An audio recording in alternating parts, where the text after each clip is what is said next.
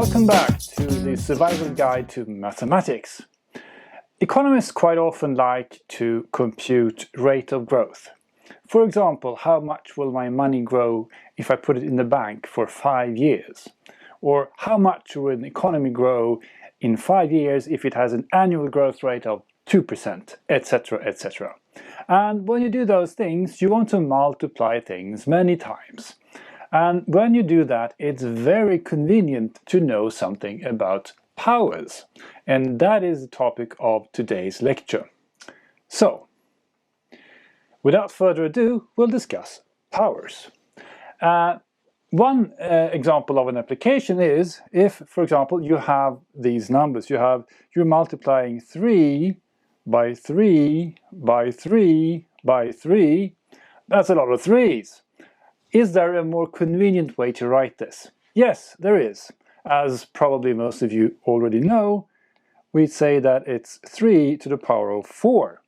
So the 4 here corresponds to how many times we write the factor 3. 1, 2, 3, 4. Hence, it's 3 to the power of 4. Another example, let's say we have a ratio, which we sometimes do, 1/3 times 1/3 times 1/3. Now, there are only 3 factors here. 1, 2, 3, and the base is 1/3, so we should write it in the following way. 1/3, and since it's the whole thing here that is multiplied 3 times, we're going to do a parenthesis like this, or brackets, whatever you call them, and to the power of 3. Right? 3 there, this is the base, and you see the base appears 1, 2, 3 times. And to expand this, we can do it in the following way. We know that 1 times 1 times 1, that is indeed 1. And the denominator, which is down here, it's 3 times 3, that's 9, times 3, that's 27. Right, so here, you have probably done this before, but there is a general rule to this. So let's write it. So a to the power of n, so this is the base, and this is the exponent, base exponent. That is equal to a times etc. times a, and of course, since we have n here, we must have n a's here on the right hand side. So we say that there are n factors.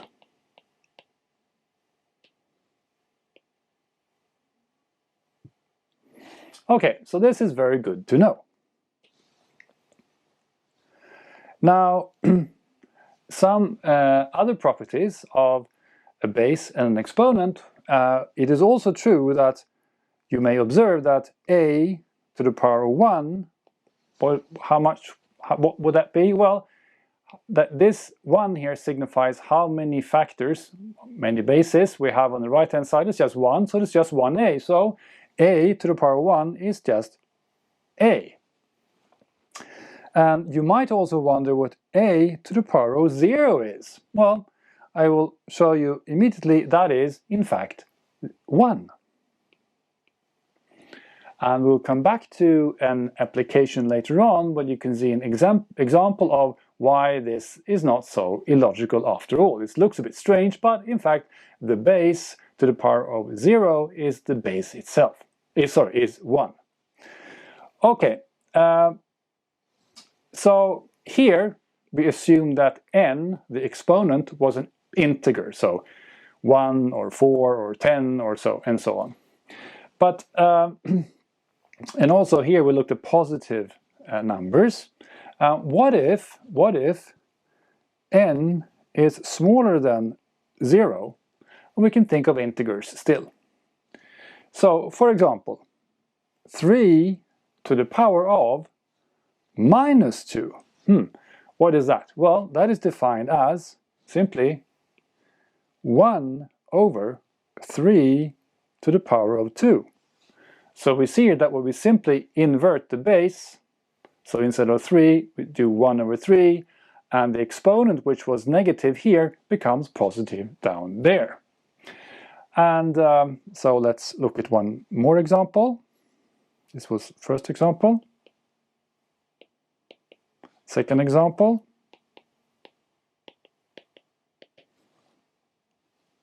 Let's say we have 1/3 to the power of -2.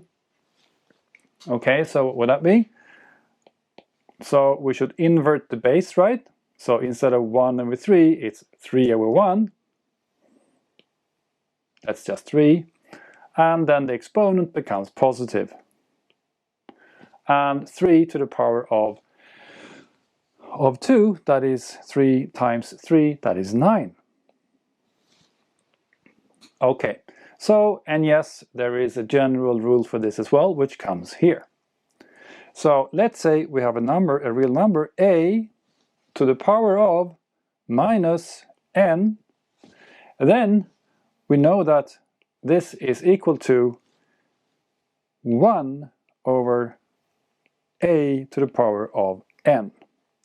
So this is a rule that's really important to remember. I can guarantee you will gain a lot by remembering this rule in future classes. Okay. Now, can we vary the exponent a bit more? Now we looked at positive integers and negative integers. What if we have an n which is smaller than 1? Or more specifically, let's say that the absolute value of n is smaller than 1. So how should we think about that? Okay, here is one example.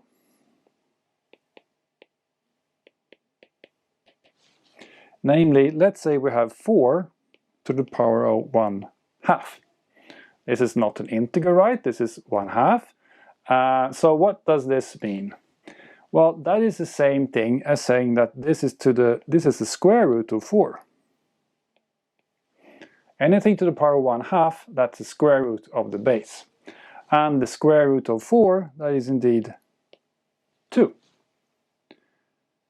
And another example, let's look at this one. 4 to the power of -1/2. Well, that is simply the inverse of that, which is 1 over the square root of 4. And another way of writing that, of course, could be 1 over 4 to the power of 1/2. And this is 1 divided by 2 is equal to 0.5. Okay, so now we have looked at some basic rules of powers and also some applications here. So let's look at some properties that might be useful to know. The first one is that if we have one base here, the base a to the power of r, and you want to multiply that by a to the power of s, that is then equal to, by definition, to a to the power of, and then you add r and s. So a to the power of r times a to the power of s, and since we have the same bases here, a there and a there, we just add the exponents. So what does it really say? So we can see here that a to the power of r, that simply means that we have a times a times a, and here we have r factors. That means that we have an r number of a's, a r times. And likewise here, we have a times a times a, and here in this factor we have s factors. and we can see there's a multiplication sign here, so there's a multiplication sign here.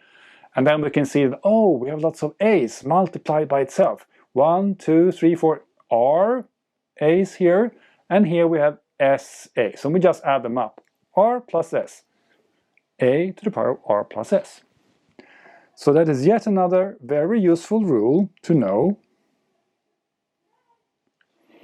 Okay, so another thing when you're doing algebra and you have powers with and exponents and stuff and bases, you may come across something like this. Let's say you have a to the power of r, some number to the power of some integer here, and this whole thing is to the power of s. Could we simplify this somehow? Yes, we can. The rule is the following. Then this is the same thing as saying that this is a to the power of r times s. So how can we think about this? Looks simple rule, right? So here we have, let's do an example.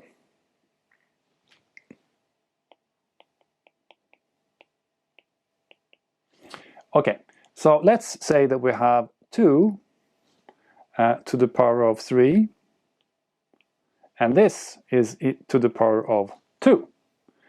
And we know, according to the rule here, then this should be equal to 2 to the power of 3 times 2 is 6. Okay, can that be true? Well, let's analyze this. What does it really say here? So we see that we have 2 to the power of 3. That means 2 by 2 by 2, and this is multiplied by itself 1. So there are 2 of these things, right?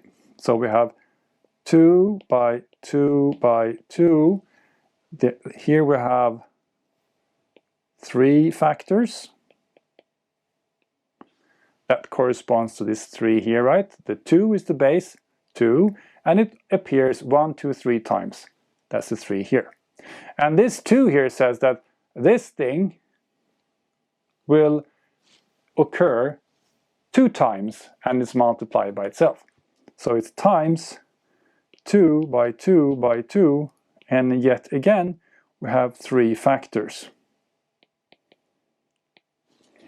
And so this 3 here corresponds to the 3 factors here, and this 2 here corresponds to this is a factor and this is a factor.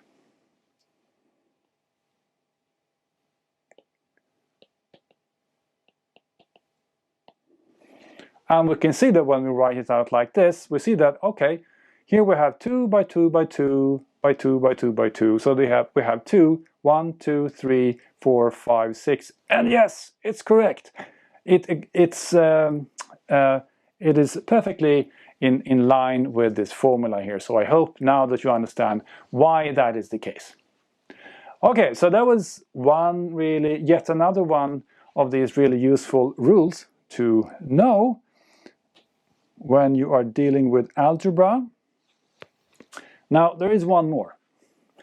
That is, I know from experience that many students have problems with when they are doing, for example, microeconomics, and you're solving a problem set and you want to you have something in the numerator that is to the power of 2 something, and you have something in the denominator which is to the power of something. So it is the following rule. It is, for example, a to the power of r divided by a to the power of s. So again, please note, the bases are the same. It's a common base, and 2 different exponents. The simple rule here is that this is equal to a then to the power of r minus s. Okay, this is also very important to know, and let's do an example for this.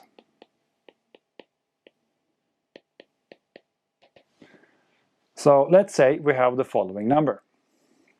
2 to the power of 4, 2 by 2 by 2 by 2, divided by 2 to the power of 2. So note again, the same base, 2 and 2, otherwise this wouldn't be true.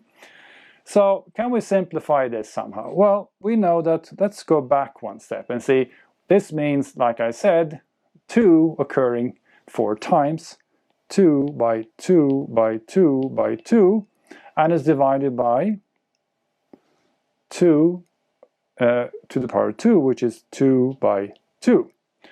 And we know how to simplify these ratios, right? 2 divided by 2, that's 1, so they cancel out. And 2 divided by 2 is a 1, so they cancel out. So what you are left with is 2 by 2, which is equal to 2 to the power of 2. Okay, that's, if you do it the long way, right? We could write it out, and this will be fairly obvious that this will be the answer. Now, what if we had applied the formula to begin with? Well, the formula said that this thing would be equal to 2 to the power of 4 minus 2, which is equal to 2 to the power of 2. And yes, we are correct yet again. So here you see you can save a lot of time and effort if you do know these rules. That will save you time and you will make less mistakes on, for example, your intermediate microeconomics exam. And with those words, I say goodbye for now. Thank you.